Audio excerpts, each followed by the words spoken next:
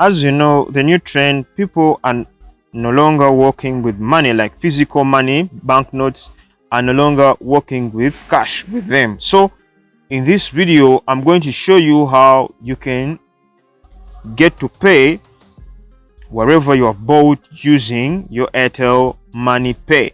How to use the Airtel Money Pay to pay for things that you are bought. So for example, the groceries or petrol, wherever. So using the My Airtel app. So when you get onto the My Airtel app, as you see over here, let's go back onto its home page. I get to tap on Pay Merchant. So tap on Pay Merchant.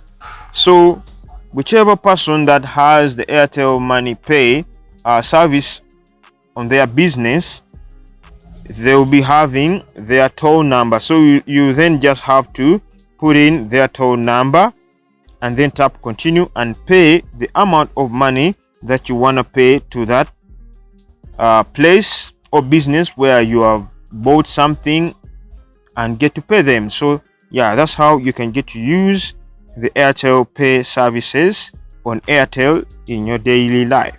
Thank you.